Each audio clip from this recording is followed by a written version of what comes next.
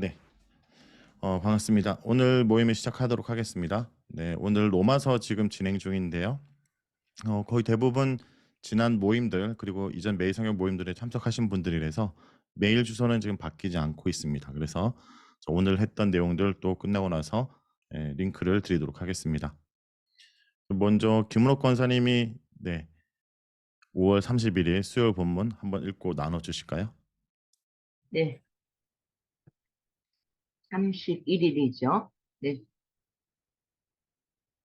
그런즉 유대인의 남이 무엇이며 할례 유익이 무엇이냐? 범사에 많으니 우선은 그들이 하나님 말씀을 맡았음이니라. 어떤 자들이 믿지 아니하였으면 어찌하리요?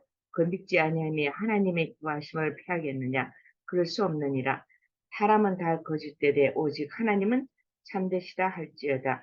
기록된 바 주께서 주의 말씀을 어렵다 함을 얻으시고 판단하실 때 이기려 하심이라 함과 같으니라. 그러나 우리 불의가 하나님을 드러나게 하면 무슨 말하리요? 내가 사람의 말하는 대로 말하노니 진노를 내리시는 하나님이 불의하시냐? 결코 그렇지 아니하니라. 만일 그러하면 하나님께서 어찌 세상을 심판하시리요? 그러나 나의 거짓말로 하나님의 참되심이 더 풍성하여 그의 영광이 되었으면 어찌 내가 죄인처럼 심판을 받으리요? 또는 그러면 선을 이루기 위하여 악을 행하자 하지 않겠느냐? 어떤 이들이 이렇게 비방하여 우리가 이런 말을 한다고 하니 그들은 중재받는 것이 마땅하니라. 그러면 어떠하냐? 우리는 나으냐? 결코 아니라 유대인이나 헬라인이나 다 죄 아래 있다고 우리가 이미 선언하였느니라. 기록된 바 의인은 없나니 하나도 없으며 깨닫는 자도 없고 하나님을 찾는 자도 없고 다 주차 함께 무익하게 되고 선을 행하는 자는 없나니 하나도 없도다. 그들의 목구멍은 열린 무덤이요 그 혀는 쏘김을 일삼으며 그 입술에는 독사의 독이 있고 그 입에는 저주와 악독이 가득하고 그 발은 피 흘리는 데 마르니라. 하늘과 고생이 그 길에 있어 평강의 길을 알지 못하였고 그들의 눈앞에 하나님을 두려함이 없느니라 함과 같으니라. 우리가 알거니와 무릇 율법이 말하는 바는 율법 아래에 있는 자들에게 말하는 것이니 이는 모든 입을 막고 온 세상으로 하나님의 심판 아래 있게 하려 합니다. 그러므로 율법의 행위로 그의 앞에 어렵다 하심을 얻을 육체가 있나니 율법으로는 죄를 깨달음이니라. 아멘. 아멘. 네, 이 부분 갑자기 또 로마서 요 부분 시작하니까 좀 기억이 안 날 수도 있지만 좀 최대한 기록하신 거 위주로 이 부분 한번 나눠 주실까요? 네. 우리 오늘 지금 3장 이쪽에서 그래서 하고 있는데 그 로마서를 공부하면서 느낀 것은 뭐 하지 않느냐 하는 그런 질문들이 좀 많은 것 같아요. 보니까. 그래서 오늘 이 말씀은 1절에서 8절까지 누가 앞에 서겠느냐 거짓된 인간과 참되신 하나님의 그 모습에 대해서 이야기를 하신 것 같은데 참 인간들은 어렵지 않고 신뢰할 수가 없죠. 인간들은 그 내용적으로 쭉 보면은 그러나 이제 교조부터는 유대인을 다 죄 아래 우리가 다 죄 아래 있고 또 그러나 그 10절 말씀에 의인은 없나니 하나도 없으면 깨달은 자도 없고 하나님을 찾는 자도 없고 다 주차 함께 불하게 되고 선행하는 것이 없도다. 그래서 우리가 이렇게 신앙생활 하다 보면 우리 스스로가 참 내가 하나님의 자녀라는 걸 생각하면서 제목 자체가 선민의 특권이라 했는데 우리가 예수 그리스도를 통해서 많이 우리가 그 음, 어렵게 되고 또 하나님의 자녀로 살 수 있다는 그것을 깨닫습니다. 마지막 부분에도 그러므로 나오는데 율법의 행위로 그 앞에 어렵다 하시면 얻을 육체가 없으니 율법으로는 죄를 깨달음이나 그래서 우리가 참 어떤 행위를 통해서 의인이 되는 게 아니라 믿음으로 계속 믿음이란 말이 나오는데 예수님을 믿음으로 우리가 어렵게 된다는 것을 깨닫고 있습니다. 음, 지금 로마서 공부하면서 좀 어렵다고 생각이 되면서도 저는 이제 새벽 기도를 가면서 말씀을 뷰티를 보고 또 새벽 기도에서 제가 이제 가서 바로 기도를 안 하고 오늘 그날 말씀 한번 쫙 묵상을 읽어보고 이렇게 기도를 하면은 기도가 참 이렇게 말씀 위주의 기도가 나오더라고요, 솔직히 말해서. 그래서 그 주위에 우리 같이 이렇게 모임하는 그 권사님들에게도 그냥 새벽 기도 가서 그냥 기도하지 말고 그냥 큐티 말씀 한번 쭉 묵상하고 기도를 하니까 참 은혜가 되더라고요. 그래서 제가 그래서 로마서를 통해 가지고 그 내가 죄인임을 깨닫게 됩니다. 감사합니다. 네, 얘기하신 것처럼 로마서의 이 부분에서는 결국 모두가 죄인일 수밖에 없다. 유대인이든 이방인이든 모두가 죄인이다는 맥락이죠. 로마서가 사실 논리 흐름은 좀 이해하기 힘들 수 있지만 로마서가 하고자 하는 그 본질적인 메시지가 무엇인지를 우리가 잘 깨닫는 게 좀 중요한 것 같고요. 로마서를 묵상할수록 하나님의 그 의가 필요하다. 우리에게는 가능성이 없다는 것을 계속 말하는 방식입니다. 오늘 로마서가 직접 우리에게 그리고 하는 것이 아니라 당시에 교회 안에 있는 어 유대인 출신 그리스도인들 그리고 또 이방인 출신 그리스도인들에게 얘기를 하고 있는 건데요. 다시 로마서로 좀 3장 이 앞부분까지 흐름을 좀 보면 자 1 장은 사도 바울이 복음의 사도가 된 것, 복음의 사도가 된 것, 그리고 복음의 사명을 가진 것. 자 이렇게 부르심을 받은 것에 대해서 얘기합니다. 그리고 이것을 로마 교회에 전달함으로 모든 이들에게 복음의 능력이 나타난 것이 1 장이죠. 근데 1 장에서 중요한 것은 이렇게 복음을 전하는 이유는 하나님의 진노가 모두에게 지금 임하고 있기 때문이다. 근데 그 하나님의 진노의 대상이 어떤 특정한 사람이 아니라 우리 모두라는 얘기를 합니다. 그리고 하나님의 진노 아래 있는 인간들의 특징이 뭐죠? 불의, 악이 뭐죠? 뭐 여러 가지 제약들의 모습. 그것을 1장 후반절에 기록합니다. 자, 2장에는 어떻게 하냐? 이런 제약들을 언급할 때 나는 그런 죄를 짓지 않는다라고 하는 유대인이나 아니면 또 나름대로 이방인이지만 도덕적으로 온전함을 따르고 있는 도덕주의자들 이런 모든 자들 남을 판단하는 이들 자들도 결국 뭐죠? 율법이 있는 자는 그 율법으로 율법이 없는 자는 그 양심의 법으로 너희가 이 하나님의 의에 이르지 못하는 다 죄인이다라는 맥락입니다. 그리고 로마서 2장에는 그런 와중에 유대인을 하나님이 선택했는데 유대인을 선택했다면 뭔가 특별한 것이 있는 것이 아닌가? 맞다. 그렇다. 그들에게는 특권이 있다. 율법을 받았고. 근데 그들은 이런 특권이 있음에도 불구하고 이 말씀대로 행하지 않으면 그들 또한 죄인이다. 그래서 로마서 3장 1절에서 20절은 뭐냐면 자 모두가 죄인이라는 얘기를 하고 있는 맥락이죠. 그래서 지금 로마서 1장의 후반절에 하나님의 진노 아래 있는 인간들이 모두가 죄 아래 있고 모두가 죄인이라는 것을 계속 증명하는 방식으로 3장 20절이 이어집니다. 그래서 오늘 3장 20절도 결국 뭡니까? 정리하면 이렇게 되죠. 바울은 율법을 맡은 유대인들의 나음, 그러니까 그들이 율법을 맡았던 특권도 있었고 할례를 받았지만 본질적으로 현재 그들의 모습은 전혀 차이가 없다. 모두 죄 아래 있다. 그리고 이 죄 아래 있는 그들은 하나님의 심판을 피할 수 없다라는 것이 오늘 요 본문 3장 20절까지 내용입니다.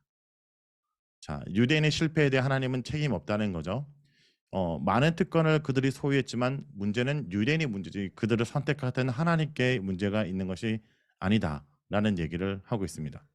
그리고 결국 이 본문은 모든 사람은 죄인이고 죄의 권세 아래 있다. 왜냐하면 우리의 어떤 노력으로 하나님의 그 기준에 이르지 못한다라는 겁니다. 자, 이 문제는 결국 뭡니까? 하나님을 찾지 않음으로 시작됐다면 이 해결을 찾는 또한 하나님부터 시작해야 되는 거죠. 그래서 그 다음 구절이 뭐냐? 하나님의 진노가 하늘부터 내려오고 있지만 하나님의 의도가 하늘로부터 내려온다. 그러니까 우리로서는 하나님의 그 진노를 벗어날 수 없다라는 거. 우리에게서는 그것을 벗어날 수 있는 희망과 가능성이 없다라는 걸 끊임없이 모두에게 얘기를 하죠. 그래서 로마서 3장 20절이 딱 되면 우리에게 희망이 없구나라는 것을 인정하는 것. 그래서 내게는 가능성이 없다는 걸 인정하는가라는 것이 중요합니다. 결국 로마서를 통해 사도 바울은 모두가 이 구멍에서 빠져나갈 수 없다. 빠져나갈 구멍이 없다. 심판을 피한 사람은 아무도 없다라는 말을 계속하고자 하는 거죠. 그러므로 우리에겐 답이 없기 때문에 하늘을 들어 하나님부터 답을 찾아야 된다라는 겁니다. 지난 시간 잠깐 언급했으니까 우리의 노력으로 뭔가 노력하고 하나님의 기준으로 맞추려고 할 때 나름대로 우리의 자력으로 할 수 있는 것은 굿피플 정도는 될 수 있지만 하나님이 원하시는 갓피플은 될 수 없다. 하나님의 그 기준에 있고 살지 못한다는 거죠. 그래서 저는 이제 이날 적용을 잊고 산다는 겁니다. 내가 죄인이라는 걸 잊고 살죠. 그래서 자꾸 고개를 들고 나를 드러내려고 합니다. 남들의 죄를 나의 의로움으로 삼는 것이 나의 유일한 자구책이다. 그러니까 여러분 우리가 죄인을 인정하지 않는 이유가 내 주변에 나보다 더 죄인인 사람 그리고 또 그들의 죄를 드러남으로 내가 죄인을 감추는 거죠. 그것이 우리가 할 수 있는 비교 우위로 내가 좀 더 나은 것뿐이지 전혀 우리는 하나님의 기준에 못 미친다는 겁니다. 그래서 모든 사람은 죄인이며 죄의 권세 아래 있다. 사람들은 다른 이와 비교 우위를 근거로 자신의 의로움을 주장하지만 그것은 어디까지나 상대적 의일 뿐 하나님 앞에서 모든 사람은 절대적 의의 기준에 이르지 못할 죄인일 뿐이다. 모든 사람은 죄인이며 죄의 권세에 대한 사실 인식하지 않고서는 사람도 사회도 올바로 이해할 수 없다. 저는 이 부분이 되게 좀 중요한 건데요. 이 땅 가운데 어떤 문제나 어떤 정치적인 사회적 어떤 구조를 논할 때 사람들이 잊고 있는 것이 있습니다. 우리 모두가 죄인이다. 죄성. 끊임없이 많은 사람들은 어떤 유토피아 사회를 형성하려고 하고 뭐 어떤 것을 계속 추구하고 살아가지만 결국 문제는 뭐죠? 인간의 죄성입니다. 아무리 이론이 맞아도 아무리 어떤 계획이 있어도 결국 인간이 죄라는 것이 가장 문제가 되고 있죠. 그러므로 이 세상을 가장 이해하기 위해서는 인간이 죄인이라는 그 죄성 또 그리고 내가 죄인인 것을 인정하는 것으로부터 시작된다라는 겁니다. 그래서 이 율법 아래 우리가 온전할 수 없다는 걸 절망해야 하나님 앞에 소망할 수 있기 때문에 사도 바울은 우리에게 희망이 없다라는 얘기를 끊임없이 3장 20절까지 하다가 이제 3장 21절 첫 번째 로마서에서 반전이 있는데 이것이 but now 그러나 이제는 이게 한글 성경에서는 그러나 이제는 하지 않지만 영어로 보면 but now라고 얘기합니다. 그래서 이 부분 이제 반전이 한번 일어나면서 우리에게는 하나님의 뭐죠 심판 아래 진노 아래 희망이 없지만 하나님부터 뭡니까 우리에게 희망이 다시 나타났다라는 것이 하나님의 의를 말합니다. 이 부분 송민기 목사님 좀 읽어주실까요? 3장 21절부터. 이제는 율법 외에 하나님의 한 의가 나타났으니 율법과 선지자들에게 증거를 받은 것이라. 곧 예수 그리스도를 믿음으로 말미암아 모든 믿는 자에게 미치는 하나님의 은이 차별이 없느니라. 모든 사람이 죄를 범하였음에 하나님의 영광에 이르지 못하더니 그리스도 예수 안에 있는 속량으로 말미암아 하나님의 은혜로 값없이 의롭다 하심을 얻은 자 되었느니라. 이 예수를 하나님이 그의 피로써 믿음으로 말미암는 화목제물로 세우셨으니 이는 하나님께서 길이 참으시는 중에 전에 지은 죄를 간과하심으로 자기의 의로우심을 나타내려 하심이니 곧 이때 자기의 의로우심을 나타내사 자기도 의로우시며 또한 예수 믿는 자를 의롭다 하려 하심이라. 그런즉 자랑할 때가 어디냐 있을 수가 없느니라. 무슨 법으로냐 행위로냐 아니라 오직 믿음의 법으로니라. 그러므로 사람이 의롭다 하심을 얻는 것은 율법의 행위에 있지 않고 믿음으로 되는 줄 우리가 인정하노라.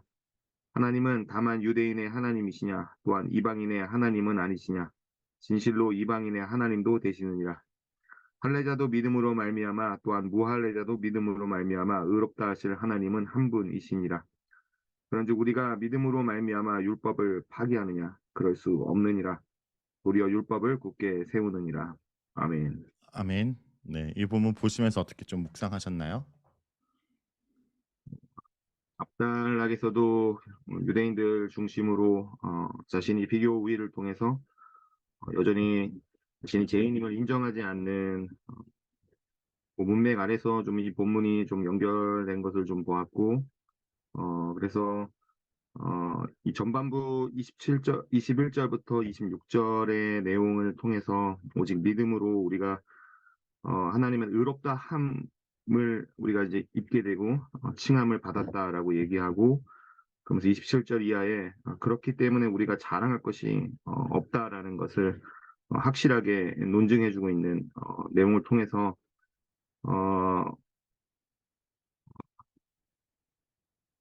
계속해서 보지만 어, 우리가 오직 의로움은 인간의 의는 없고 하나님의 의만 있는 것인데 결국 하나님이 어, 어,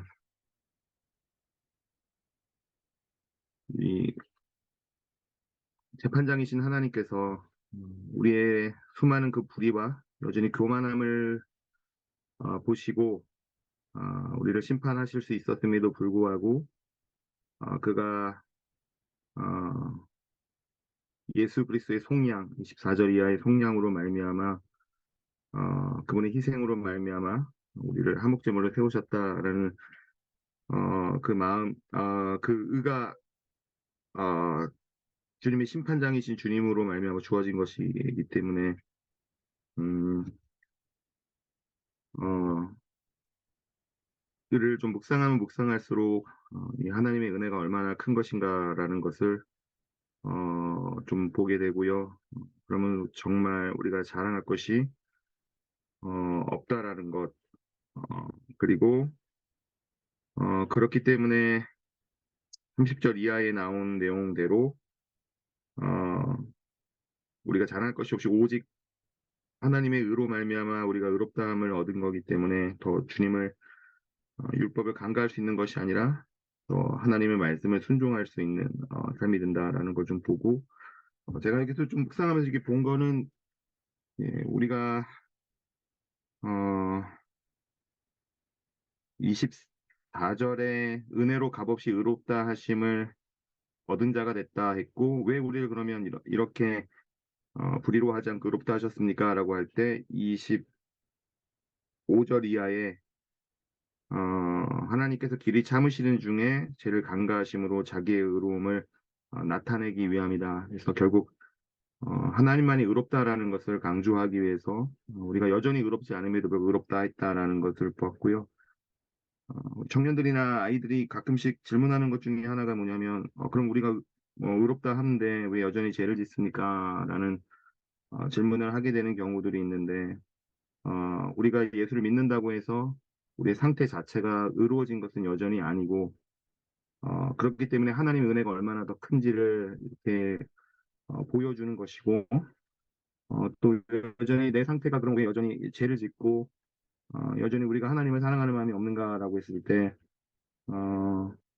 어쩌게 보면 어, 여전히 우리가 이런 마음이 있는 것이 더 하나님의 은혜다라는 것을 이렇게 생각해보게 되었던 본문이었던 것 같습니다. 왜냐하면 여전히 우리가 부족하기 때문에 하나님의 은혜 없이는 살아갈 수 없다라는 그런 의미를 우리에게 알려주기 위해서 또 이렇게 하셨다라는 마음을 갖고 생각을 갖고 어, 지도자의 입장에 있지만 여전히 제 안에도 죄성이 있고 마음이 있을 때마다 하나님 앞에 더 엎드리라는 그 마음으로 여전히 나에게 어, 법적으로는 완전히 자유하게 하셨지만 여전히 내 안에 영적인 죄성으로 인해 싸우게 하는 건 결국은 하나님 앞에 더 무릎 꿇으라는 그런 마음으로 다시 한번 이 본문을 좀 새롭게 좀 보면서 더 철저히 주님 은혜를 떠나지 않고 좀 철저히 더 순종하며 나아가야겠다라는 그런 마음을 좀 갖게 된 본문이었던 것 같습니다. 네, 감사합니다. 중간에 이제 이런 본문을 들을 때 이제 청년들이 내가 의롭게 되는데 왜 여전히 죄를 짓는 모습인가? 이런 부분에 대한 게 사실은 이제 사도 바울의 편지를 쓸 때 이런 질문들을 예상해서 중간중간 넣고 있죠. 네, 고대한 질문이 이제 6장이 그 내용입니다. 5장 20절에 어떤 논리가 있냐면 너희 불의가 하나님의 의로움을 드러내지 않냐? 너희가 죄를 짓는 것 자체가 오히려 하나님의 의롭다는 걸 드러내지 않냐? 라는 논리를 5장 20절에 언급을 하자 6장에서는 그렇다면 우리가 죄를 짓는 게 더 낫지 않냐? 라는 식으로 논리를 할 때 자, 그러면 우리가 구원을 받았다라는 것은 더 이상 죄와 무관하다는 얘기를 6장의 연합, 그리스도와 연합을 얘기를 하고 그다음에 이제 7장에서는 그렇지만 여전히 죄를 짓고 있는 우리의 현재의 모습이 율법 아래에서 우리가 의롭게 될 수 없음. 8장에서는 성령의 생명의 법을 따름. 요렇게 이제 논리가 이어지죠. 그래서 요런 부분에서 저는 좀 포인트가 된다면 뭐냐면 차별이라는 부분이 좀 중요한 것 같아요.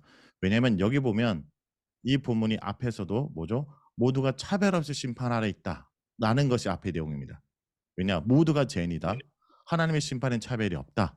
그런데 하나님을 예수 그리스도를 믿음으로 구원을 받은 하나님의 의도 차별 없다. 이게 되게 중요한 부분이죠. 차별 없다는 이유가 어떻게 적용되냐면 그래서 아까 얘기하셨습니다. 내세울 게 없다 우리는. 근데 이 편지를 쓰고 있는 로마 교회 상황을 보면 이 얘기를 하는 이유가 마땅하죠. 지금 로마 교회 안에 유대인 출신 그리스도인들이나 이방인 출신 그리스도인들 그들 속에 어떤 전제가 있냐? 유대인 출신 그리스도인들은 숫자가 이전보다 작아졌지만 우리는 나름대로 하나님 백성 선택받은 백성이고 나름대로 뼈대 있는 가문이고 정통성이 있다라고 끊임없이 자기를 내세우는 은근한 드러남이 있을 거고요. 뭐 그 와중에 이제 숫자가 많아진 이방인 출신 그리스도인들은 저 유대인은 하나님 선택했지만 너희들 민족들이 이제 하나님을 대부분 믿지 않고 오히려 더 많은 자가 이방인이 그리스도를 믿다 보니까 수가 많아지니까 소리가 높아지고 자신의 어떤 그 믿음을 드러내기 시작하는 서로가. 그래서 그리스도인으로서 서로가 믿고 하나님 앞에 산다는 것은 나를 뭡니까? 드러내지 않는 거죠. 차별 없이 심판에 있었고 차별 없이 우리가 구원을 받기 때문에 내가 뭐 어떤 존재라는 내세우는 것이 오히려 없어야 됩니다. 그러니까 오히려 우리가 신앙생활을 할수록 정말 신앙생활을 제대로 하는 사람은 자기를 내세우지 않고 뭐죠? 자기를 드러내지 않고 '아 나는 별 볼 일 없는 사람이야. 나는 내가 뭐라고' 이런 태도가 오히려 성숙한 모습이 아닐까라는 겁니다. 그러니까 오히려 자기를 낮출 줄 알고 진짜 진심으로 뭐죠? '아 나도 별반 다르지 않은 죄인이다.'라는 이 의식을 가진 자가 정말 교회를 성숙하게 하는 거죠. 교회에 어떤 문제가 있을 때 내가 뭐라고 '저 사람을 정죄하겠어.' 어떤 주장을 하더라도 이런 의견을 얘기를 하지만 저 사람이 저런 얘기를 할 때 내 말이 맞아라는 게 아니라 내가 이런 말을 할 수 있지만 내가 뭐라고 저 사람의 의견보다 내가 더 나을 수 있을까? 저 사람의 생각보다 내가 더 나을 수 있을까? 끊임없이 이런 의식이 서로가 있을 때 이것을 이제 로마서 후반에는 서로가 서로를 받아라는 얘기를 하거든요. 그러니까 이게 중요한 사도 바울이 결국 하고자 하는 말이 복음을 무엇인지 설명하면 교회 문제를 해결할 수 있기 때문에 교회 안에서는 꼭 필요한 오늘날 문제 이 핵심적인 부분이 차별 없이 모두 심판에 있었고 차별 없이 구원을 받는 것이 뭡니까? 우리가 자신을 드러내고 내가 뭐라고 할 수 있는 존재가 아니라는 걸 아는 거. 이게 가장 중요한 부분이기 때문에 이렇게 논리적으로 흘러가지 않은가 좀 묵상하게 됩니다. 자, 한번 보겠습니다. 이제는 율법의 한 의가 나타났으니 그전에는 하나님의 진노가 나타났는데 이제는 하나님의 의가 하나님부터 나타납니다. 자, 하나님은 예수를 통해서 우리의 죄의 대가를 지불하게 하심으로 우리의 불의를 해결하시고 예수 그리스도 안에서 하나님의 의를 덧입혀 주심으로 우리를 웃게 한다. 자, 하나님의 의가 우리의 불의를 이기는 겁니다. 그래서 믿음은 결국 뭡니까? 이 하나님의 의를 바라고 믿고 따르는 거죠. 그래서 믿음은 우리의 자랑과 차별이 없다. 이 믿음으로 구원을 받은 자는 나를 자랑할 수 없다는 겁니다. 뭐죠? 하나님이 다 하셨다라는 거죠. 내가 한 것이 없다. 어, 성별, 신분, 학력, 성격, 외모, 인종 등 그 어떤 것도 믿음으로 하나님의 은혜를 받는 데 있어 차별될 수가 없다. 그래서 하나님의 의가 하늘부터 나왔다고 우리가 믿었다는 것은 뭐냐면 뭐죠? 자랑할 수 없는 압도적인 은혜. 이제 유대인은 아까 얘기했죠. 의롭다는 자랑거리였습니다. 그들에게는 나름대로 그들이 뭡니까? 의롭다 여겼고 뭔가 특별하다 했는데 그러나 이제는 이란 말은 뭐죠? 모두가 자랑할 수 없다. 그들이 어떠함 때문에 하나님이 이렇게 그들을 구원한 것이 아니라 복음 안에 나타난 하나님의 은혜는 오롯이 하나님께서 전적으로 하신 거다. 하나님이 내가 한 것이 없고 내가 기여한 바가 없고 하나님이 하셨다면 우리가 내가 뭘 했으라고 말할 수 없죠. 이게 로마서에서 가장 중요한 저는 최근 묵상하면서 부분이다라고 봅니다. 나를 내세울 수 없구나. 내가 고개 들 수 없구나라는 거죠. 우리는 그저 그의 믿음에 내할 뿐입니다. 그러면 누구나 차별 없이 의롭다함을 여김을 받습니다. 결국 자랑이 철저히 배제된다. 복음은 우리를 자랑을 하지 못하게 우리의 자랑을 철저히 배제한다라고 보는 게 중요할 것 같습니다. 그래서 저는 이 부분을 이렇게 좀 묵상 카드로 만들어 봤는데요. 믿음은 자랑하고 싶어하는 인간의 본성을 거스른다라는 거예요. 오히려 우리가 믿음하면 내 믿음을 더 견고하고 드러내기 원하지만 오히려 믿는다면 믿음이란 뭐죠? 차별 없이 주를 믿어서 전적으로 받았다면 나를 자랑하고 싶어하는 우리 인간과 전적으로 거스르는 태도라는 거죠. 우리가 한 것이 없다는 겁니다. 복음 안에 나타난 하나님의 은혜는 오롯이 하나님께서 이루는 것이기 때문에 구원을 위해 우리가 기여할 수 있는 것은 아무것도 없다. 즉 자랑할 데가 어디 있느냐? 있을 수 없느니라. 무슨 법으로냐? 행위로냐? 아니라 오직 믿음의 법이니라. 그러므로 사람이 의롭다 하심을 얻은 것은 율법에 행했지 않고 믿음으로 되는 줄 우리가 인정하노라. 인간은 스스로 자랑할 수 있도록 만드는 것, 즉 율법의 행위를 선호했지만 그러나 이제는 율법에 하나님의 한 예가 나타났고 그 일을 믿음으로 말미암아 하나님 자녀이기 때문에 이제 우리는 우리를 자랑할 수 없다. 그래서 우리를 자랑하고 나를 드러내는 것이 그러나 이전의 삶이라면 그러나 이후의 삶은 뭐죠? 나를 드러내는 것이 아니라 나를 자랑할 수 없는 것이 아니라 하나님의 영광을 하나님의 은혜만을 바라보는 것. 이것이 뭐죠? 결국 예배하는 삶, 주님을 뭐죠? 찬양하는 삶 이런 모습이겠죠. 자, 이렇게 3장이 이어지면 이제 4장은 이렇게 믿음으로 전적인 하나님의 믿음으로 구원받은 모델을 설명하려고 합니다. 그것이 바로 아브라함이죠. 자, 4장은 아브라함 얘기를 이제 슬슬 꺼내려고 하는 것입니다. 그래서 행위가 아니라 믿음으로 구원을 받던 이 개념을 좀 더 설명해 줘야 되니까 편지를 이어서 쓰는데요. 강호련 집사님 좀 본문 읽어 주실까요?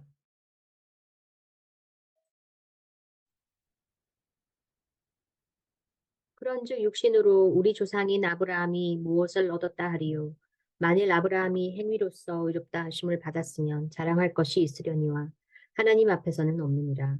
성경이 무엇을 말하느냐?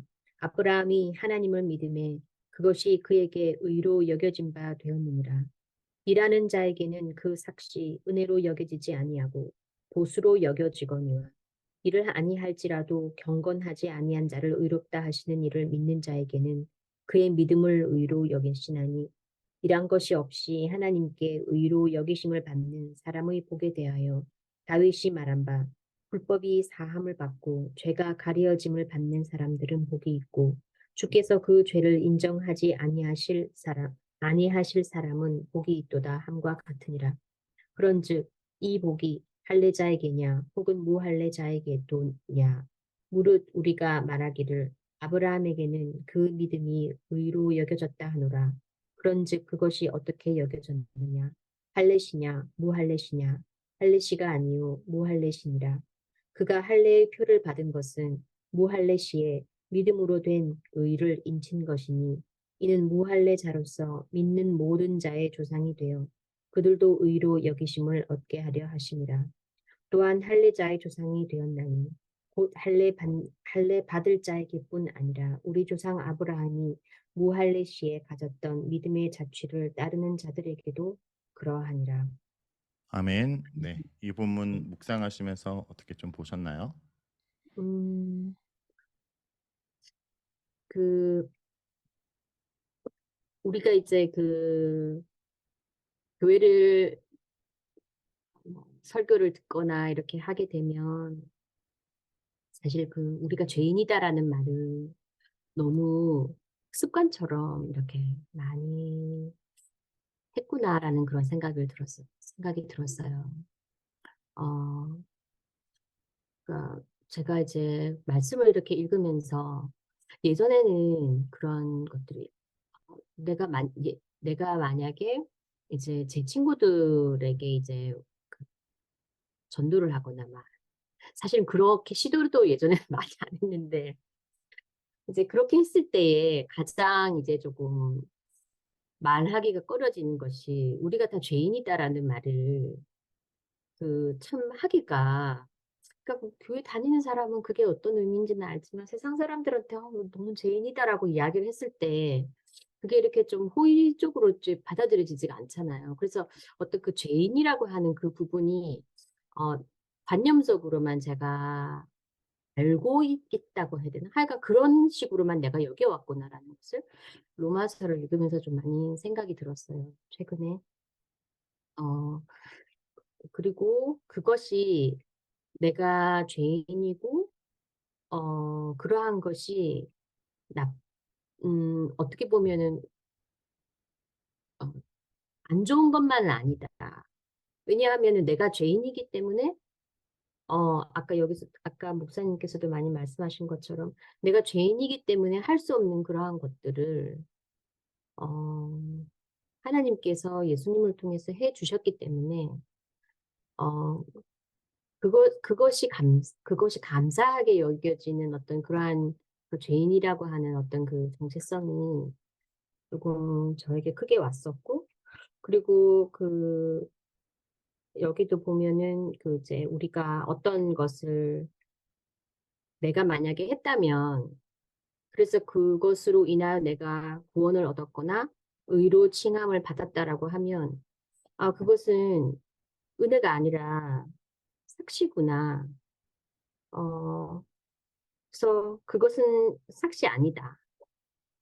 내가 어떻게 노력을 해서 얻어낸 것이 아니다라는 그러한 생각이 아주 많이 들었습니다. 그렇기 때문에, 감사하고, 어, 그, 내려놓았을 때만, 죄인임을 인정할 때에만 느껴지는 어떤 그러한 평안함이나 그러한 또 든든함 같은 거, 만약에 모든 것이 나의 행위나 나의 어떤 그런 것에 의해서 바뀌어지거나 변화될 수 있는 지위라면 굉장히 불안할 것 같아요.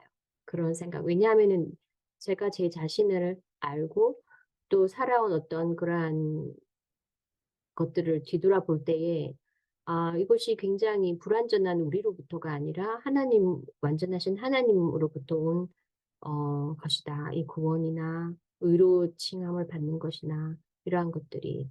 그래서 우리에게 남겨진 이러한 그 포션이 그저 믿기만 하면은 우리가 그러한 하나님의 자녀가 될 수 있다라는 그러한 것들은 얼마나 다행스러운가. 그런 생각이 들었습니다. 네. 이 지금 나누면서 진짜 중요한 포인트가 저는 하나 있다고 생각하는데 죄인이라는 아까 얘기했던 인식. 이게 죄인이라는 것을 우리가 복음 전도에서 이 죄인을 우리가 잘못 설명하면 많은 사람들이 부정적인 감정을 갖게 되죠. 근데 이 죄인이라는 것을 우리가 이해할 때 그러니까 이게 복음을 위해서 우리가 아는 어떤 종교적 개념을 그들의 공감의 언어로 끌어내려면 이 죄인이라는 개념은 나쁘다, 악하다에 속한 죄인의 개념이 아니라 오히려 저는 묵상을 해보면 좀 언어로 표현하면 한계가 있는 존재, 어쩔 수 없는 존재, 내가 어떻게 할 수 없는 연약함, 오히려 여기에 가깝거든요. 하나님으로부터 멀어져서 그러니까 스스로 열심히 살아가지만 그러니까 우리가 복음을 전도할 때 어떤 사람이 넌 죄인이니까 하나님의 그 심판대에 위해서 우리가 용서가 이런 말보다 오히려 하나님을 떠난 그들이 내버려둠을 통해서 얻는 인생의 결과가 결국 죄이기도 하고 결국 하나님과 어그러져 살아가지만 그 속에 늘 그 뭐죠? 깊은 절망감이거든요.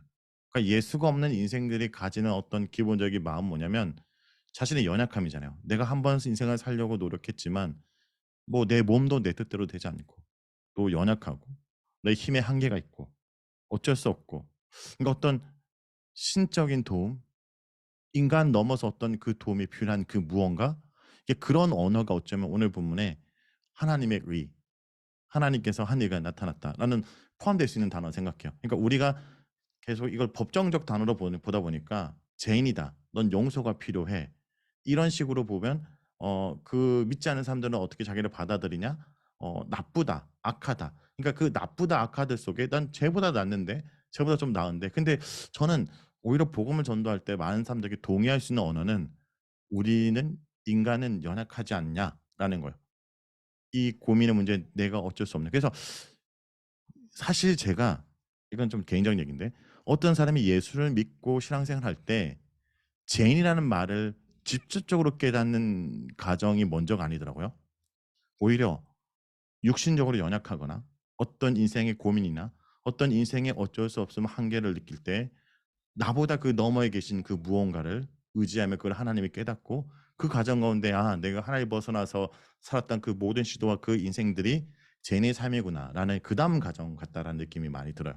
근데 우리는 이 그다음 과정에 해당한 죄인을 앞에 내세우는 죄인이라니까 갑자기 이제 갑자기 사람들은 이제 반감이 되죠. 그래서 그런 어떤 공감의 언어, 복음 전도에서도 오히려 그리스도인들이 믿지 않는 자들에게 얘기를 할 때 너를 위해서 기도해 줄게.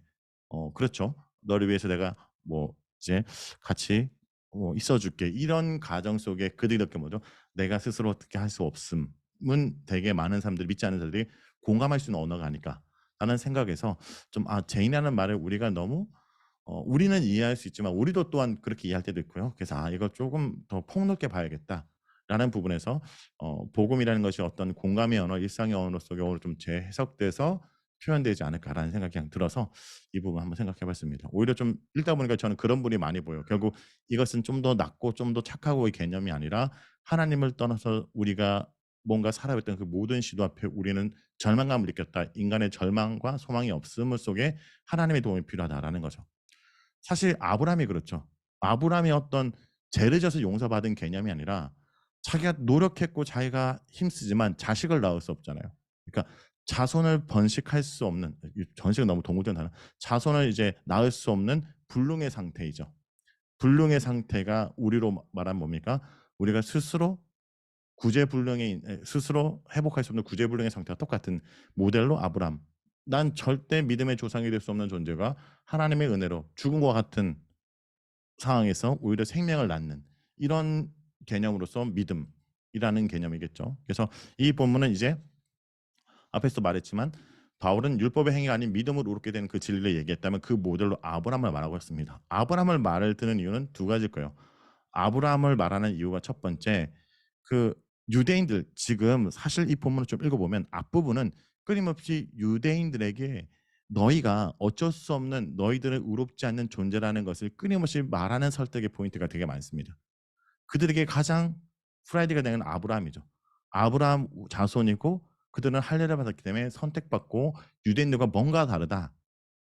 사실 복음을 들으면 내가 할 말이 없어지는 건데 오히려 할 말이 많고 내가 뭔가 드러낸 그들을 끊임없이 아니라고 하는 얘기를 합니다. 근데 나중에 좀 바뀌어버리면 이방인들에게도 너희 또한 뭡니까?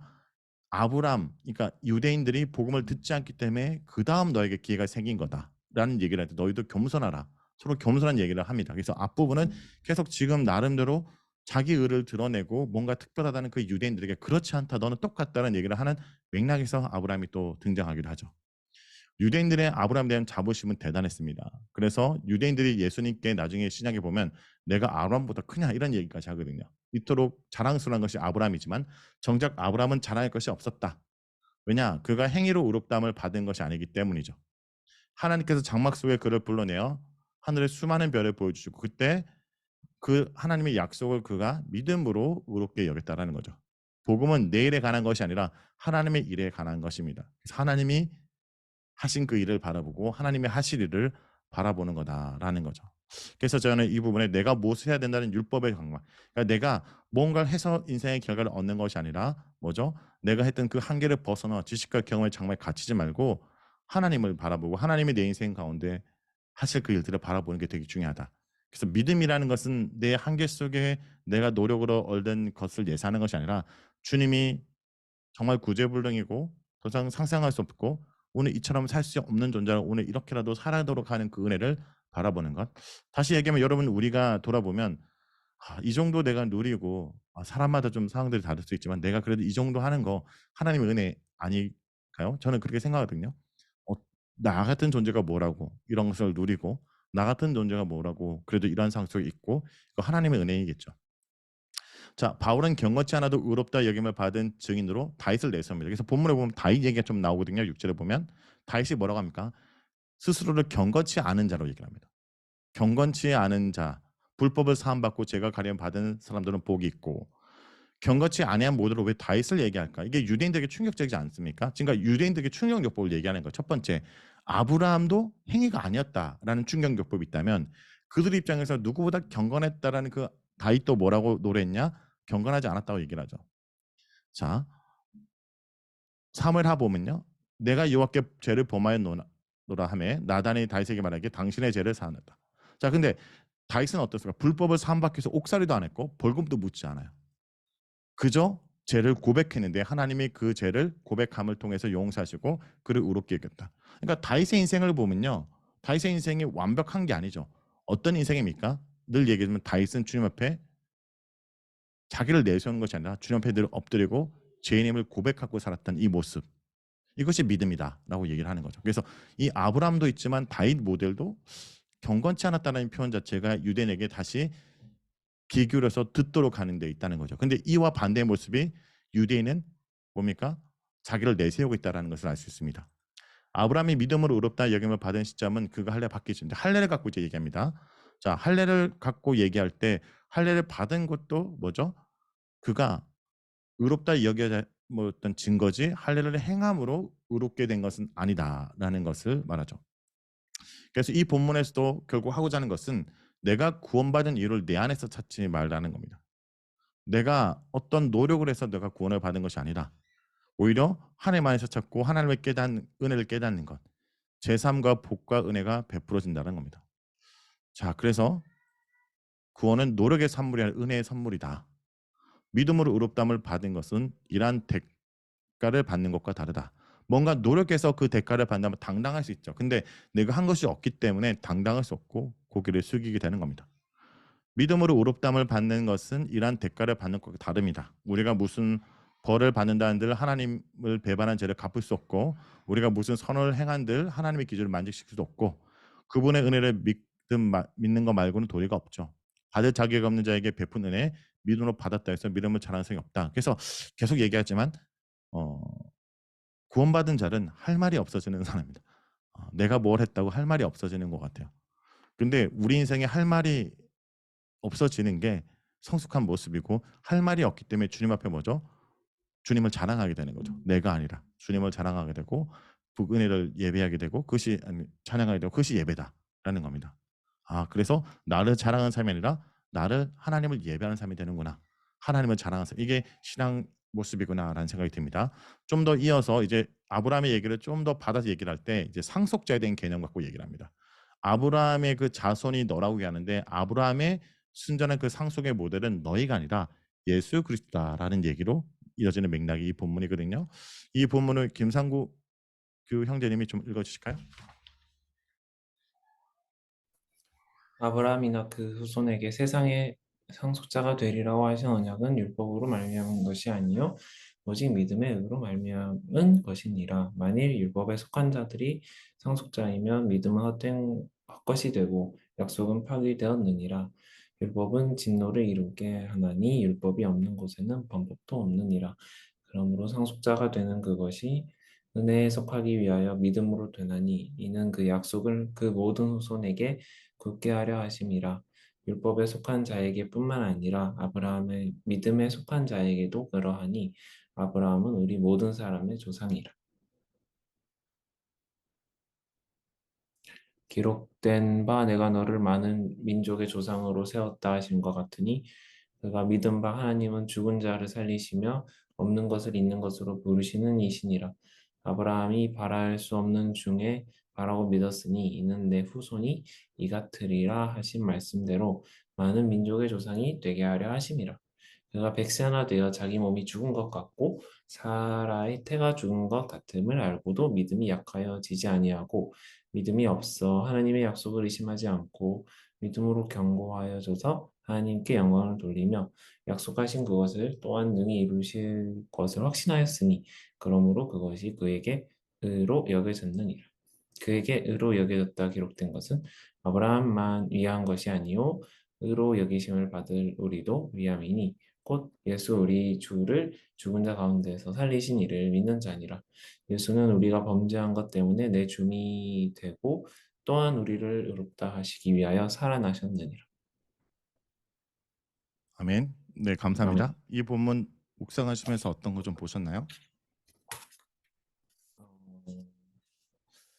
아브라함의 믿음 관련해서 어쨌든 하나님께서 언약을 세워 주셨었는데 그걸 성취되는 과정에서 어쨌든 많은 시간들이 있었고 이것이 그 아브라함뿐만 아니라 어쨌든 그 후손에게 또 속하는 부분이 있고 또 이제 아브라함이 믿음의 조상으로서 우리 모두의 조상이다 이런 부분들도 있어서 삶 속에서 어쨌든 믿음의 부족함으로 인해서 좀 겪는 그런 어려움이나 시험이나 이런 부분들이 있는데 아브라함의 이야기나 삶을 보면서 좀 믿음의 조상으로서 음, 좀 본보기가 된 이런 부분들을 좀 생각했던 것 같아요. 네, 이상입니다. 네. 이 본문에서 중요한 건 뭐냐면요. 아브라함이 믿음의 조상이 된 것은 나를 위한 하나님의 일하심이었다라는 맥락입니다. 그러니까 아브라함이 모든 믿는 자의 조상이 되었다. 그러니까 아브라함이 유대인의 조상이 되었다가 아니라 모든 믿는 자의 조상이 되었다라는 거고 오히려 아브라함이 하나님의 언약의 상속을 받은 자인데 그 상속자가 자동적으로 그의 자손인 유대인이 되지 않고 오히려 그 아브라함의 언약의 상속의 모델이 예수님이 되고 그 예수를 믿고 따른 자 또한 자동적으로 그 언약의 상속자가 되어서 결국 이런 개념으로 가면 뭐죠? 아브라함을 하나님이 믿음으로 구원한 것은 우리를 향한 하나님의 일하심이었고 수고하심이었고 계획이었다라는 거죠. 그래서 아브라함처럼 믿는 것이 바로 우리가 구원받는 모델이기 때문에 되게 아브라함이란 모델이 중요하겠죠. 오직 믿음으로 의롭게 됨을 설명한 바울은 이제 아브라함의 가졌던 믿음이 어떤 걸 설명합니다. 아브라함은 인간적인 가능성이 조금도 없는 상황 속에서도 약속하신 하나님을 전적으로 믿음으로 모든 믿는 사람의 조상이 되었다. 좀 우리가 고민할 부분이 뭐냐면 잘 믿는다. 내 의지가 흔들리지 않는다. 이게 믿음이 아닙니다. 많은 경우 의심이 없다. 의심하지 않고 내 감정이 흔들리지 않는다. 이게 믿음이 아니거든요. 보통 내가 잘 믿는다는 감정이 들었다는 것, 내가 그거 대부분 신념인 경우가 많아요. 내가 믿는다. 근데 오히려 믿은 건 제가 묵상할수록 믿는다는 게 뭐냐면 나에게는 가능성이 없고 난 이거밖에 되지 않지만 이런 나를 하나님이 내버려 두지 않는다. 그 한 가지 줄기를 붙들고 있는 거. 어떻게 될지는 모르겠지만 하나님은 자기의 약속을 지킨다. 왜냐면 이삭을 바칠 때 이 이삭을 바쳐 버리면 하나님의 수많은 계획이 지금 무산되는 거잖아요. 근데 하나님 하시라고 하잖아요. 근데 어떻게 될지 모르겠고 하나님이 어쨌든 하라고 하니까 하는데 하나님은 어떻게든 하겠지. 이게 그 믿음이 아닐까.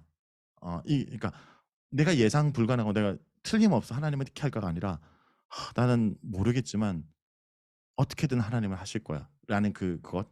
근데 그거는 결국 말씀을 붙드는 거를 얘기하거든요.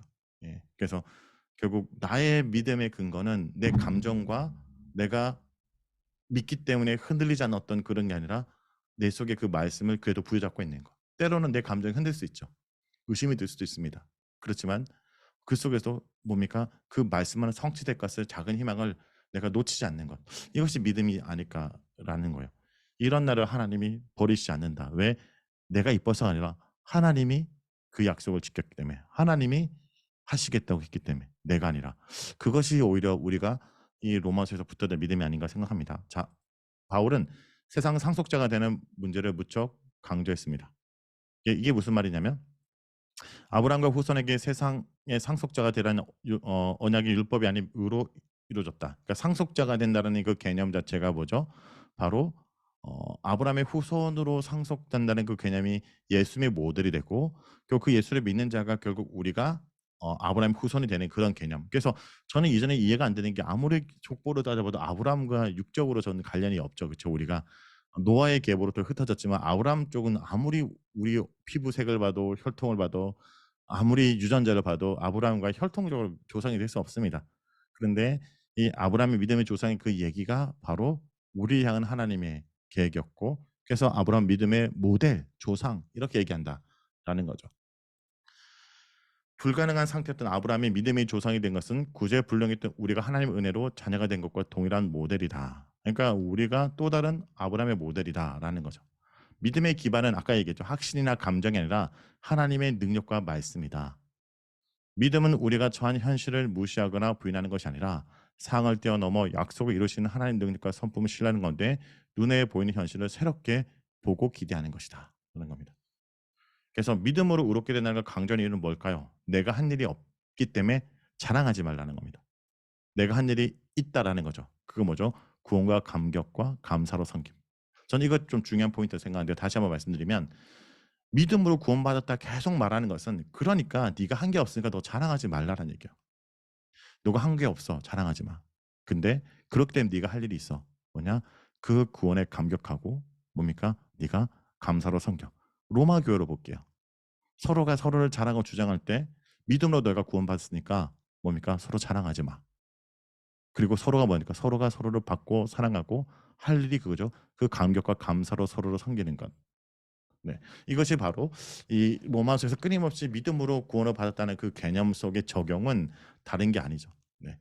바로 오히려 믿음으로 구원을 받아서 구원받았다. 받고 땡 이런 어떤 공식이 아니라 오히려 실제적인 겁니다. 서로가 자랑하지 말고 감사하고 서로 섬겨라. 이것은 적용편이 로마서 12장부터 되는 거겠죠. 자, 우리는 아브라함의 믿음의 조상이 된 것은 바로 나와 관련된 사건이다라는 겁니다. 나와 관련된. 그래서 여기까지가 뭐냐? 제가 그 전에 한번 말씀드렸는데 로마서는 예수 그리스도를 믿음으로 소망이 생겼고 소망이 생긴 자들은 서로 사랑하며 산다라는 맥락에서 믿음의 파트 1장부터 4장이 믿음에 관한 겁니다. 자, 1장 다시 정리하면 사도 바울이 복음의 사도로 부름을 받아서 복음을 전합니다. 그 복음을 전하는 이유는 모두가 하나님의 진노 아래 있습니다. 그 하나님의 진노의 대상은 뭡니까? 모두가 해당된다라는 것이 3장까지 가고 모두가 하나님의 진노 아래 있으므로 가능성이 없지만 하나님의 한 일가 나타나서 예수를 통해서 우리가 차별 없이 구원을 받았다. 차별 없이 구원을 받았던 우리의 그 모델이 또 때로는 믿음의 모델이 아브라함이다. 라는 걸 통해서 얘기합니다. 그렇게 아브라함 통해서 서로가 우리가 소망을 얻었다면 그 소망이 무엇인가라는 얘기를 할 때 이제 첫 번째 그 소망의 모델로 얘기할 때 5장이 아브람 통해서 모두가 제한이 있었지만 예수 통해서 이 소망이 하해거든요. 평화. 예수 통해서 하나님과 하해된 회복된 관계. 하나님과 회복된다면 결국 뭡니까? 로마 입장 뭐 서로가 회복된 관계로 나중에 적용하겠죠. 그리고 아까 얘기했던 이 맥락에서 5장 20절 정도에 뭐가 나오냐?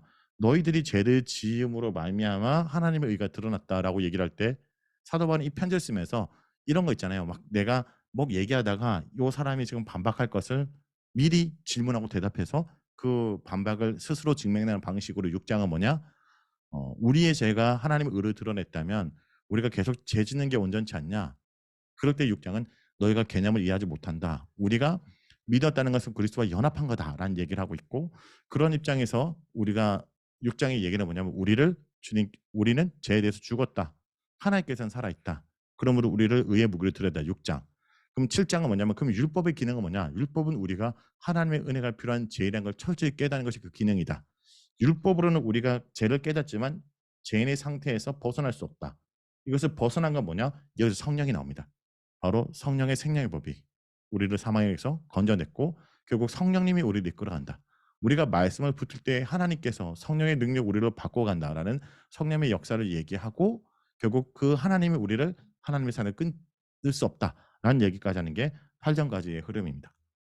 그러면 이제 5장 믿음으로 우리에게 소망이 생겼다라는 그 개념을 첫 번째 아브라함을 통해서 우리에게는 절망적 상이 벌어졌지만 예수를 통해서 우리에게 소망이 생겼다는 얘기를 통해서 한번 보겠습니다. 자, 이 부분 다시 한 바퀴 신은경 자매님 네, 한번 읽어주실까요? 그러므로 우리가 믿음으로 의롭다 하심을 받았으니 우리 주 예수 그리스도로 말미암아 하나님과 화평을 누리자. 또한 그로 말미암아 우리가 믿음으로 서 있는 이 은혜에 들어감을 얻었으며 하나님의 영광을 바라고 즐거워하느니라. 다만 이뿐 아니라 우리가 환난 중에도 즐거워하나니 이는 환난은 인내를, 인내는 연단을, 연단은 소망을 이루는 줄 알미로다. 소망이 우리를 부끄럽게 하지 아니함은 우리에게 주신 성령으로 말미암아 하나님의 사랑이 우리 마음에 부은 바 됨이니 우리가 아직 연약할 때의 기약대로 그리스도께서 경건하지 않은 자를 위하여 죽으셨도다.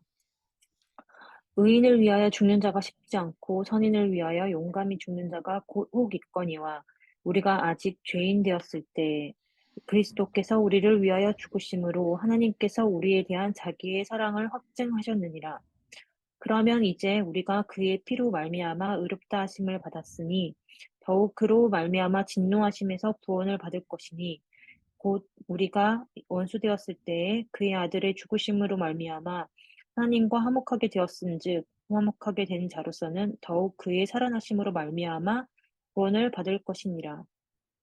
그뿐 아니라 이제 우리로 화목하게 하신 우리 주 예수 그리스도로 말미암아 하나님 안에서 또한 즐거워하느니라. 아멘. 아멘. 네, 한번 나눠 주실까요?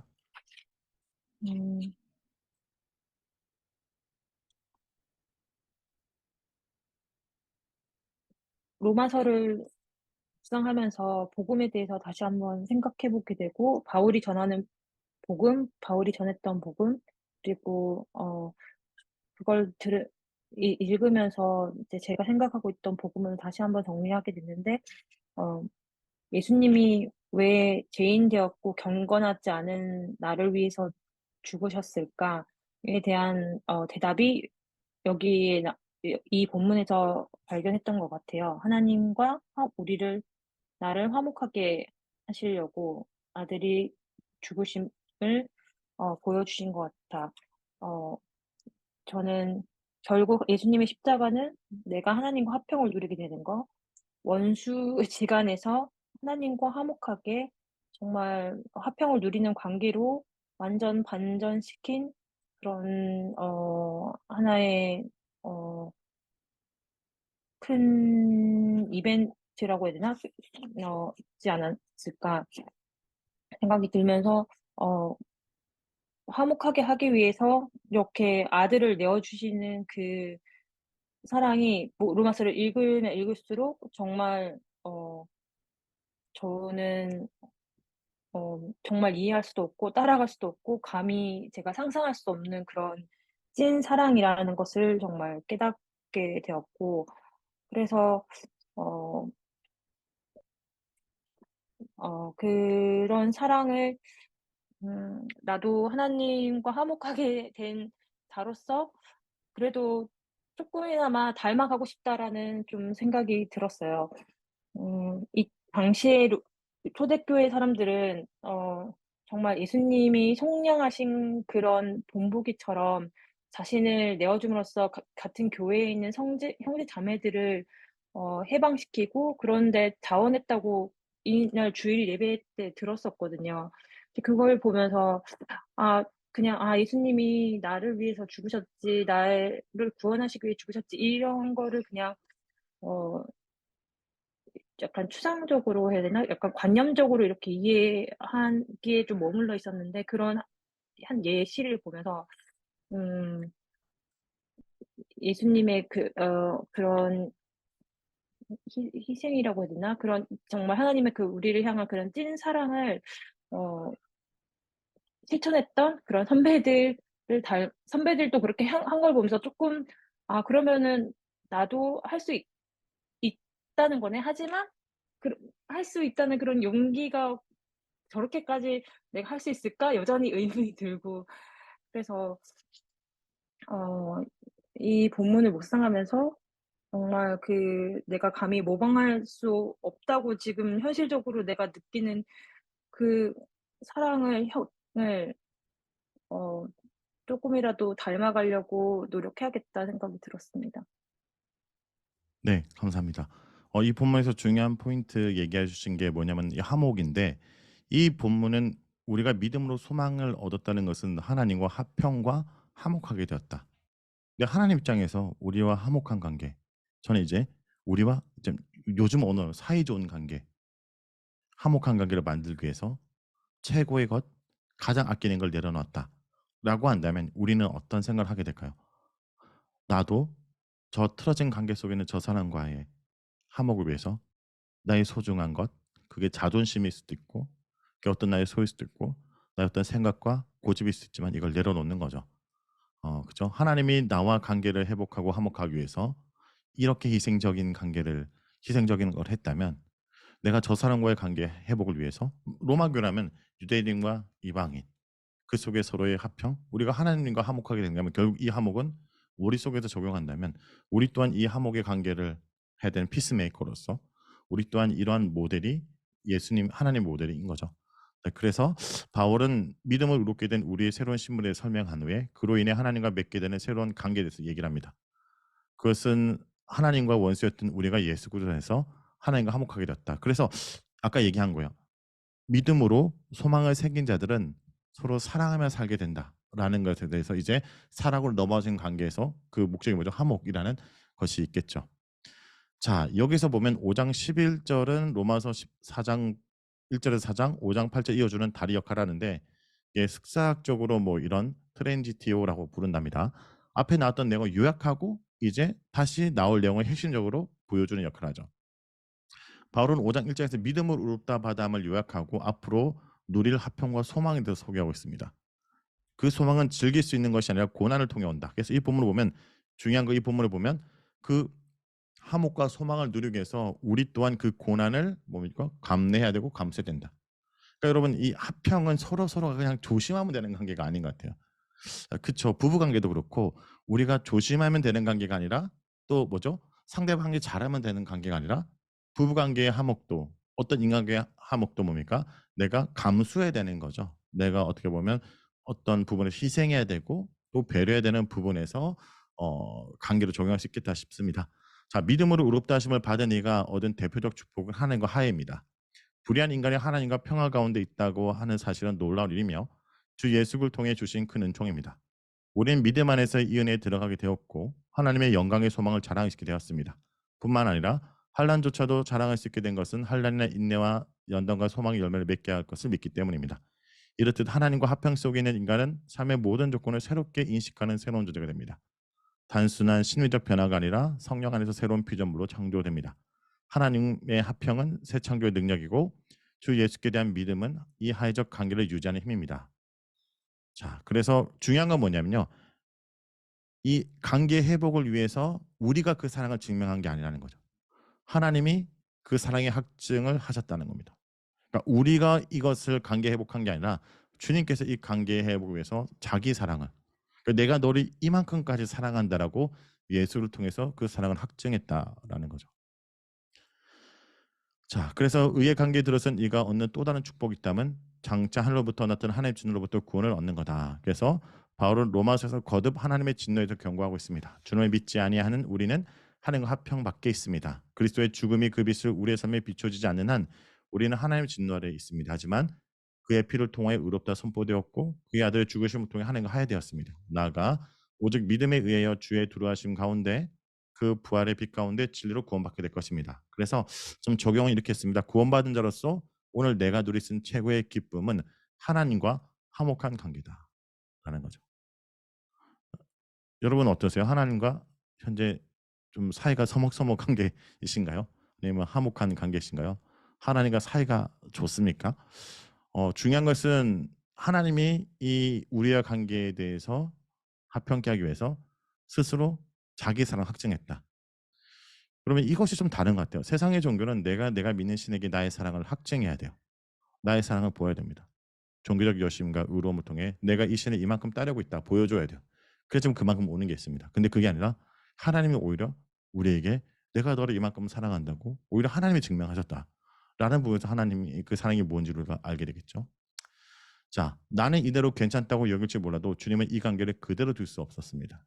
그래서 친히 자기 사랑을 확증하시면서까지 우리와 관계를 회복시킨 거죠. 더 사랑한 사람이 약자라고 했는가? 하나님이 친히 우리를 위해서 약자가 되기를 자처하신다. 이게 우리 부모와 자식 관계도 그거 아닙니까? 자식과 틀어진 관계는 자식은 철이 없어서 두 발 뻗고 잘 수 있지만 부모는 마음이 불편합니다. 그렇죠? 그대로 둘 수 없는 거예요. 오히려 부모는 그 관계를 회복하기 위해서 자기 사랑을 증명합니다. 더 사랑하니까 약자인 거죠. 자, 그런 부분에서 하나님 우리를 어떻게 여기시는지 알 수 있는 부분이고요. 그러므로 이제 믿음으로 의롭다함을 받은 사람이 기대할 수 있는 삶은 바로 하나님과 올바른 관계로 인해 화평을 누리는 삶이다. 경건치 않은 우리를 위해 예수 그리스도를 보내셔서 그의 피로 우리를 의롭게 하시고 그의 죽음을 통해 우리에 대한 하나님의 사랑을 확증하셨다. 그만큼 주님은 우리를 사랑하시며 우리와 사랑을 나누기 원하신다입니다. 자, 이렇게 화평케 했다라는 모델. 자, 근데 이 화평케함을 설명하기 위해서 사도 바울이 이제 누구를 언급하냐? 아담을 언급하고 있습니다. 오히려 그 아담은 하나님과 관계를 틀어진 시작이었다면 예수를 통해서 그 화평케했다라는 걸 얘기하는 것이겠죠. 김은옥 권사님 월요일 본문 좀 읽어주실까요?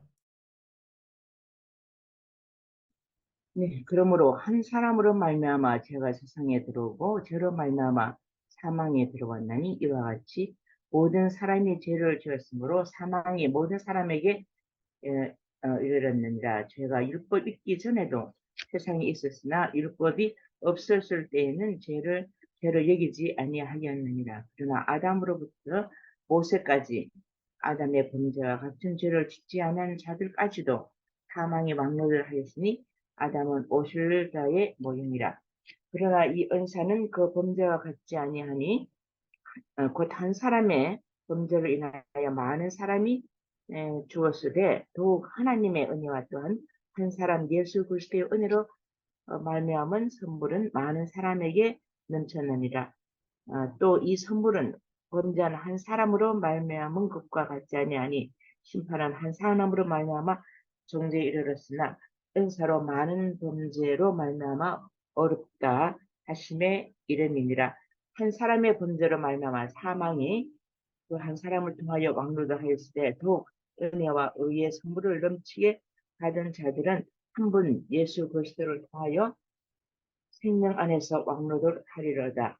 그런즉 한 범죄로 많은 사람이 정죄에 이른 것 같이 한 어려운 행위로 말미암아 많은 사람이 어렵다 하심을 받아 생명에 이르렀느니라.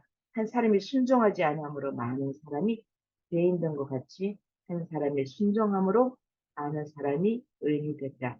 율법에 들어온 것은 범죄를 더하게 하려 합니다. 그러나 죄가 더한 것에 은혜가 더욱 넘쳤나니 이는 죄가 사망 안에서 왕노를 것 같이 은혜로 또한 의로 말미암아 왕노하여 우리 주 예수 그리스도 말미암아 영생에 이르게 하려 합니다. 아멘. 아멘. 네, 네, 감사합니다. 오늘 이 본문 이 보시면서 어떻게 말씀을 묵상하셨나요? 보면서 계속 좀 이렇게 아담과 그 예수님에 대해서 말하게 되고 한 사람 그 아담 죄 사망 죄 왕노릇 한 사람의 범죄에 나오고 이제 그 밑에 들어가면은 한 사람 그 예수님을 통해서는 그 의인, 은혜, 영생, 생명, 의의 선물 이런 단어였던 그 이렇게 비교되는 그런 것을 느끼면서 참 우리는 그 아담으로부터 그 우리의 그 어떤 그런 죄성을 가지고 있는 인간인데 예수 그리스도를 통해서 우리에게 참 그 생명 주심을 마지막에도 우리 주 예수 그리스도만의 영생에 이르게 하느니라. 참 우리가 많은 사람 중에서 하지만 그러나 하나님의 자녀로 살게 된 것을 이 말씀을 읽고 제가 아침에 그 슬프한 되게 눈물이 나오더라. 그래서 참 예수님을 통해서 우리가 생명 주신 것을 너무나 감사하게 이렇게 반대되는 그런 용어들을 읽으면서 은혜가 되었습니다. 감사합니다. 네, 감사합니다. 이 본문에서 중요한 것이 그죠, 한 사람이란 단어가 많이 나오죠. 그러니까 아담 한 사람을 통해서 우리 인간이 죄가 들어왔고 이 모든 게 망가졌다면 예수 그리스도 그 한 사람을 통해서 회복됐다라는 얘기일 겁니다. 이 본문은 이제 좀 예수 그리스도 한 사람을 얘기하지만 결국 뭐죠? 제가 이전에 기억에 남는 한 선교사님이 계시는데 그 이슬람 지역에서 선교를 하는데 그분의 아이디 이름이 한 사람이었어요. 한 사람. 근데 그게 되게 울림이 있더라고요. 그곳 가운데 예수 믿는 그 한 사람. 어쩌면 로마 교회 여러 상황 속에 정말 그리스도를 따르는 그 한 사람, 우리 가정 속에 그 주님을 닮은 그 한 사람, 결국 아담의 모델의 한 사람이 아니라 그 예수 그리스도 한 사람을 통해 우리가 나음 얻었고 결국 우리 모두가 구원을 받게 됐다면 오늘도 그 그리스도를 따르는 그 한 사람의 내용으로 좀 적용하는 것이 오늘 저는 좀 적용의 포인트였는데 자, 한번 보겠습니다. 인류의 비극은 최초의 아담에게로 거슬러 나갑니다. 아담의 불순종의 범죄의 한 행동이 죄를 세상에 유입했다. 죄는 인간을 지배하는 세력이자 권력이었습니다. 하나님과 갖는 인간의 특정 관계를 강탈하고 세상에 온갖 비참과 절망을 놓았습니다. 한 사람의 그 죄가 모든 것을 넣게 되는 그 대표성에 대한 얘기겠죠. 그만큼 그 한 사람의 그 역할이 중요했지만 그 역할을 감당하지 못했다는 것도 알 수 있습니다. 죄와 사망의 해결책은 오직 하나님의 은혜일 뿐이죠. 근데 그 인간의 그 한 사람의 노력으로 모든 걸 망쳤지만 그 수많은 어떤 인간의 노력에도 불구하고 그것을 회복할 수 없었다. 그리고 하나님의 은혜와 하나님이 그것을 회복시키고 그 하나님의 뜻을 따른 예수 그리스도 그 한 사람 그를 통해서 이 모든 것이 회복됐다라는 거죠. 자, 여기서 이런 좀 말이 나옵니다. 이 5장 20절에 이 말 때문에 6장이 되게 되는데 여기 볼게요. 율법이 들어온 것은 죄를 범죄를 더하게 하려 함이라. 그러나 제가 더한 것에 은혜가 넘쳤다. 이것 때문에 그러면 우리가 흔히 성경을 맥락 속에 이해하지 않으니까 그러면 더 죄를 잘 많이 져 은혜가 더 임하냐? 그렇게 이해하는데 그게 아니라 뭡니까 이것은 오히려 그 죄는 그들의 범죄를 드러나게 했고 그 죄가 있고 인간이 뭐죠? 이 죄가 더 한 것이란 뭐니? 인간의 노력으로 해결할 수 없는 곳에 하나님의 도움이 하나님의 은혜가 더 커야 된다라는 의미일 수 있을 것 같아요. 자, 근데 이것에는 오해가 있기 때문에 이제 6장에서 요 얘기를 받아서 얘기를 하게 됩니다. 그 6장 할 때 좀 볼 거고요. 자, 그래서 저는 이렇게 좀 적용했습니다. 아담 안에서 우리는 많은 것을 잃었지만 그리스도 안에서 훨씬 더 큰 것을 얻게 되었다. 저는 이제 좀 예수 그리스도의 삶을 많은 사람들이 잃은 삶으로 생각한다고 느껴요. 예수 믿기 때문에 난 이것도 못하고 예수 믿기 때문에 난 이렇게도 참아야 되고 남들이 누리는 권리를 얻지 못하고 그게 아니라는 거죠. 예수 그리스도 안에서 더 큰 걸 얻었죠. 그 예수 그리스도 한 사람을 통해 내가 이전과 다른 삶을 살게 됐고 더 큰 걸 얻은 삶이다. 예수 한 사람 통해 내가 더 큰 걸 얻은 특별한 삶이란 걸 이해할 때 나도 그를 따른 삶을 살 수 있지 않을까요? 우리 예수를 통해서 내가 잃은 삶이라고 여기는 거. 예수 믿고 구원받아서 난 교회 다니니까 남처럼 이것도 못하고 저것도 못하고 나는 맨날 참아야 되고 이러면 그 사람이 어떻게 한 사람이 될 수 있습니까? 예수 그리스도를 얻었다는 그것이 무엇을 큰 가치라는 것을 깨닫는 그 한 사람이 주를 따르는 한 사람이 될 수 있지 않을까라는 좀 생각을 해봤습니다. 한 사람 예수 그리스도의 순종이 어제와 다른 오늘을 살 수 있겠다. 복음은 한 사람 때문에 내 인생이 바뀐 것을 믿는 것이다. 그 한 사람의 온전한 희생으로 내게 소망이 생긴 것을 믿는 것이다. 그리고 그 사건 뒤에 하나님의 신실함과 예수님의 순종이 있다는 것을 믿는 것이다. 그러므로 내가 무언가를 해보려고 했던 한 사람, 아담 안에서는 희망을 찾지 말라. 내게는 어떤 희망도 찾을 수 없다는 것을 인정하는 것. 나의 절망을 경험해야 그리스도 안에서 소망을 발견한다. 이렇게 적용했습니다. 그리고 오늘 본문이네요. 자, 그래서 이제 우리가 제가 하나님의 의를 더 드러냈다면 죄를 짓는 게 더 낫지 않냐라는 얘기에 이제 그리스도를 믿음으로 우리가 구원을 받았다는 개념을 설명해서 그렇지 않다는 걸 얘기를 하겠죠. 그것을 결론부터하면 우리는 죄에 대해서 죽은 존재다라는 것이 그리스도를 믿고 연합된 것이라고 얘기하는 것이 6장입니다. 그리고 6장은 죽어야 된다, 살아야 된다, 들어야 된다. 이런 맥락으로 이어지는데 이 부분 송민희 목사님 오늘 마지막 본문 한번 읽어주실까요? 그런즉 우리가 무슨 말을 하리요? 은혜를 더하게 하려고 죄에 거하겠느냐? 그럴 수 없느니라. 죄에 대하여 죽은 우리가 어찌 그 가운데 더 살리요? 우리 그리스도 예수와 합하여 세례를 받은 우리는 그의 죽으심과 합하여 세례를 받은 줄을 알지 못하느냐? 그러므로 우리가 그의 죽으심과 합하여 세례를 받음으로 그와 함께 장사되었나니 이는 아버지의 영광으로 말미암아 그리스도를 죽은 자 가운데서 살리신과 같이 우리를 또한 새 생명 가운데서 행하게 하려 함이라. 만일 우리가 그의 죽으심과 같은 모양으로 연합한 자가 되었으면 또한 그의 부활과 같은 모양으로 연합한 자가 되리라. 우리가 알거니와 우리의 옛사람이 예수와 함께 십자가에 못 박힌 것은 죄의 몸이 죽어 다시는 우리가 죄에게 종 노릇하지 아니하려 함이니 이는 죽은 자가 죄에서 벗어나 의롭다 하심을 얻었음이니라. 만일 우리가 그리스도와 함께 죽었으면 또한 그와 함께 살 줄을 믿나니 이는 그리스도께서 죽은 자 가운데서 살아나셨으며 다시 죽지 아니하고 사망이 다시 그를 주장하지 못할 줄을 알미로라. 그가 죽으심은 죄에 대하여 단번에 죽으심이요 그가 살아계심은 하나님께 대하여 살아계심이니 이와 같이 너희도 너희 자신을 죄에 대하여는 죽은 자요 그리스도 예수 안에서 하나님께 대하여는 살아있는 자로 여길지어다. 그러므로 너희는 죄가 너희 죽을 몸을 지배하지 못하게 하여 몸의 사욕에 순종하지 말고 또한 너희 지체를 불의의 무기로 죄에게 내주지 말고 오직 너희 자신을 죽은 자 가운데서 다시 살아난 자같이 하나님께 드리며 너희 지체를 의의 무기로 하나님께 드리다. 제가 너희를 주장하지 못하리니 이는 너희가 법 아래 있지 아니하고 은혜 아래 있습니다. 아멘. 아멘. 네, 이 부분 한번 나눠주실까요? 네, 뭐 아까 맥락 같이 이어지는 부분이고 제일 큰 지금도 이 부분이 많이 헷갈리는 사람도 너무 많다기 때문에 정말 잘 정리를 해야 될 부분이 또 로마서 6장이라고 좀 생각을 했고요.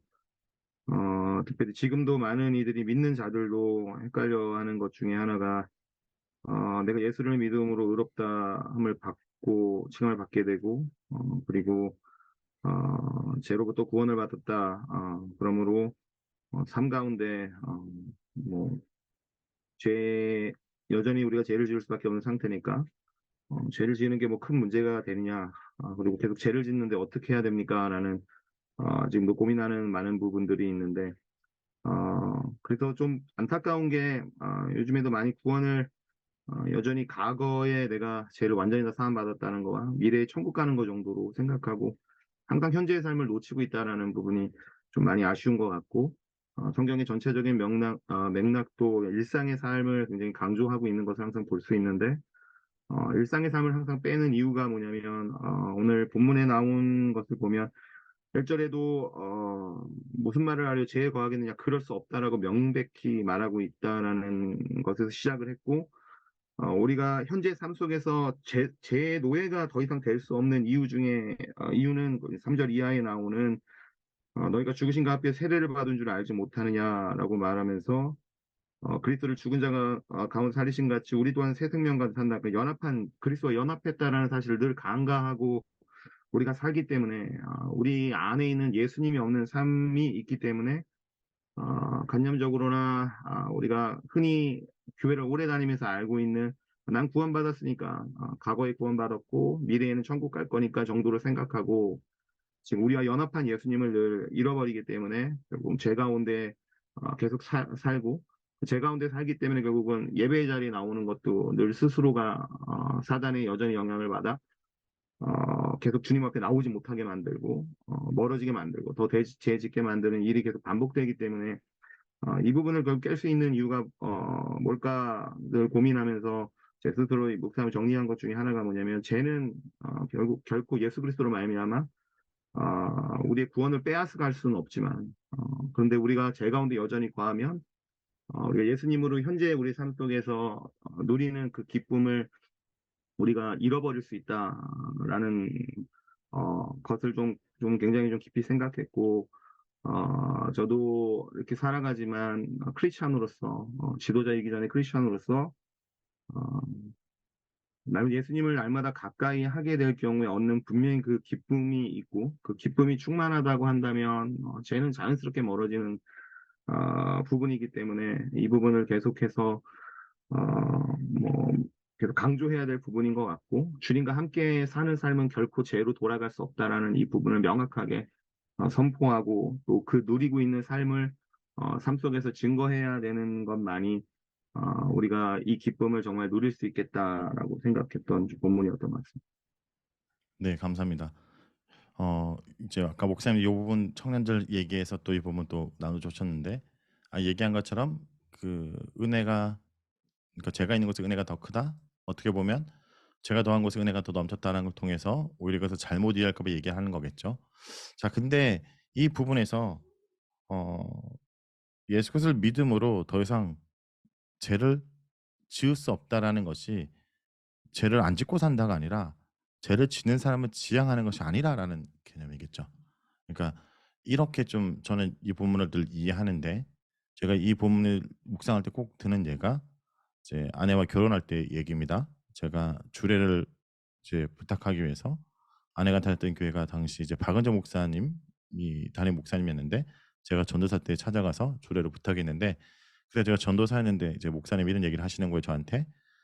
박동진 전도사님은 이 자매와 결혼하기 위해서 주례를 부탁해서 왔는데 여기 오기 전에 세상의 모든 여자를 다 죽이고 왔냐고 얘기를 하시는 거예요. 그래서 아니 아내와 결혼하기 위해서 모든 여자를 다 살인을 해야 되나? 근데 그런 개념이 아니라 결혼이라는 것은 당신에게 이 여자는 이 여자밖에 없고 세상의 모든 여인들은 당신에게 이제 여자로서는 죽은 존재라는 걸 인정하는 거다라는 얘기를 하더라고요. 그래서 되게 이렇게 주례도 이런 식으로 얘기하시는구나. 그래서 나도 써먹어야지 이렇게 적어놨는데 이게 그 개념이죠. 우리가 예수 그리스도와 연합했다. 이게 요 나옵니다. 언약을 맺었다는 것은 주님을 바라보며 기뻐하는 삶을 살겠다는 것이 구원이죠. 그러니까 구원이라는 것은 죽는 걸 면한다는 개념이 아니라 하나님의 통치 아래 들어가고 주님과 온전한 관계 속에 들어가는 개념입니다.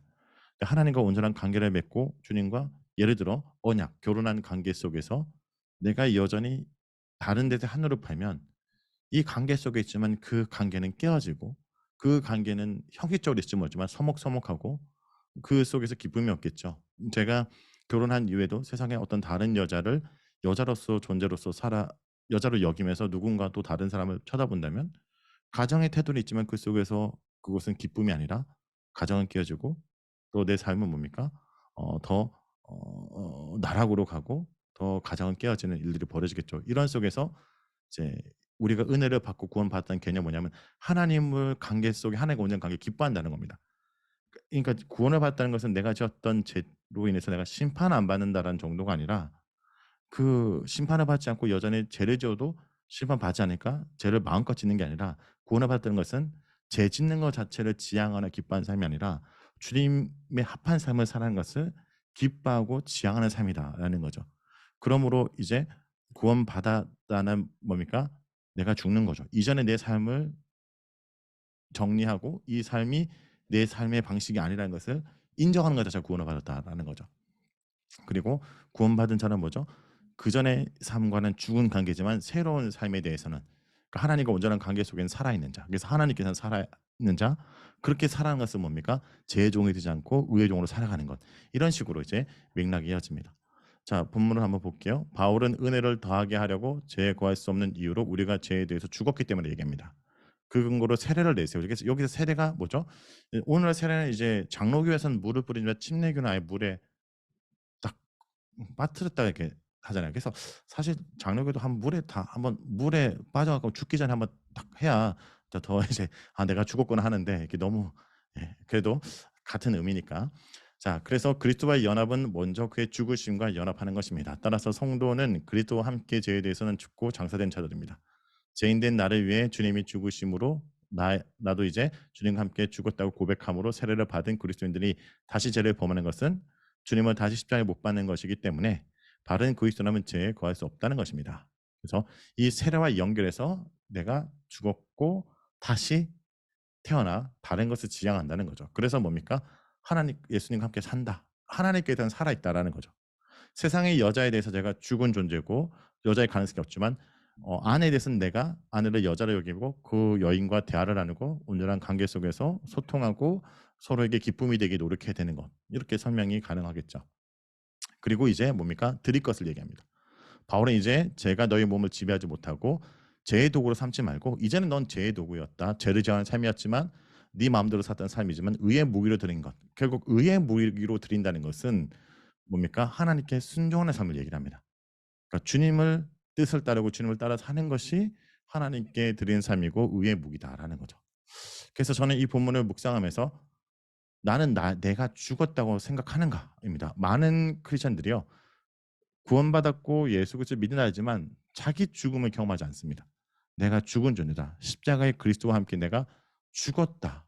더 이상 나는 주인은 내가 아니다. 라는 걸 진짜 내가 진심으로 고백하고 있는가? 내가 내 인생이 아니라 주의 인생을 살기로 정말 결단했는가? 이걸 한번 점검해 볼 필요가 있겠죠. 그리고 오늘도 그리스도와 함께 나는 살아있는가? 그러니까 나의 관심이 아니라 주님의 관심이 나의 관심이 되고 주님의 원함이 나의 원함이 되고 있는가?